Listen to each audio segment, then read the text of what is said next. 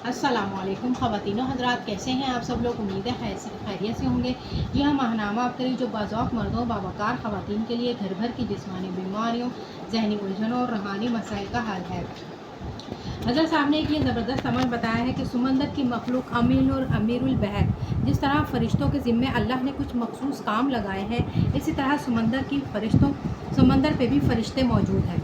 इन फ़रिश्तों के ज़िम्मे ख़ास वजीफ़ा है जो इसका ज़िक्र ये फ़रिश्ते हर वक्त करते रहते हैं। रमज़ान में अल्लाह हुक्म देता है कि फ़रिश्तों को कि अपने सारे ज़िक्र छोड़ दो और मेरे रोज़ेदार जो कि हम मुसलमान रोज़े रखते हैं इनकी इबादत पर आमीन कहते रहो।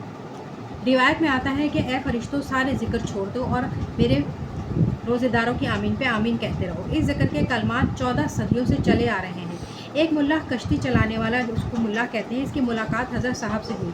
इसने हज़रत साहब को बताया कि मैं एक कश्ती चलाने वाला हूँ। पहले मैं कश्ती चलाते हुए फ़ारिग बैठा रहता था, लेकिन जब मुझे इस अमल का पता चला तो मैंने ये अमल करना शुरू कर दिया। एक दिन मैं ये अमल कर रहा था तो ख्वाब में देखा कि समंदर के ऊपर ता हद्दे निगाह कुछ लोग मुसल्ले पर बैठे हुए हैं और सब लोग यही जिक्र कर रहे हैं। मेरे लिए भी एक खाली मुसल्ला आ गया। मैं इस पर बैठ गया, मुसल्ला चलने लगा और चलते हुए एक जगह रुक गया। वहाँ एक शख्स ने कहा कि मैं एक फ़रिश्ता हूँ, मुझे अल्लाह ने हुक्म दिया है कि मेरा एक बंदा जिक्र कर रहा है, जाओ इससे इसकी हाजत पूछो और इसकी हाजत पूरी कर दो। ये भी सारे फ़रिश्ते हैं जो अल्लाह का जिक्र कर रहे हैं। अब बताओ तुम्हारी क्या हाजत है। मैं एकदम से घबरा गया। मुझे इस वक्त कुछ नहीं समझ आया कि मैं क्या कहूँ। मेरे दिल में आया कि मैं कह दूँ कि अल्लाह मेरा ख़ात्मा ईमान पर करे। ये सुनते ही उसने कहा कि तुम्हारी मुराद पूरी होगी। और फिर ये सुनते ही मंजर गायब हो गया।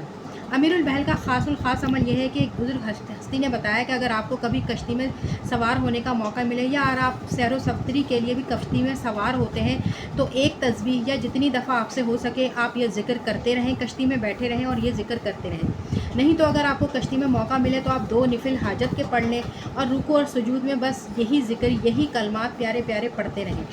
होता यह कि सख्त से सख्त मुश्किल हल हो जाती है, क्योंकि इसकी दुआ के साथ पानी के फ़रिश्तों की दुआ भी शामिल हो गई। इस दुआ की रद्द की कोई गुंजाइश ही नहीं है। दूसरा अमल यह है कि इन कलमात को घुलने वाली स्याही से लिखकर साफ़ बहते हुए पानी में बहा दें। आखिरी दर्जे की मुश्किल दूर हो जाती है, आखिरी दर्जे की बीमारी दूर हो जाती है।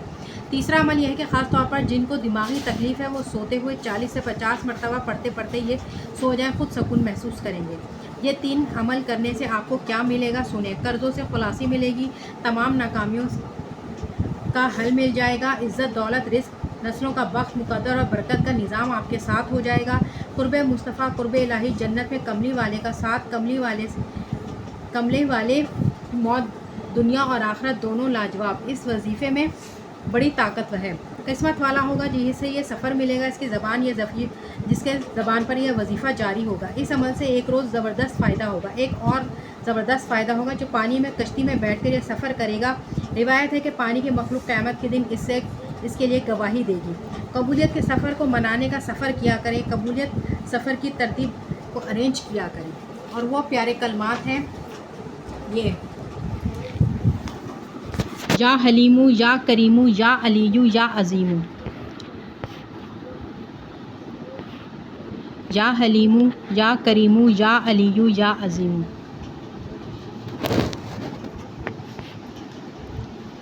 तो ख़वातीनो हज़रात, आज के लिए मिलते हैं।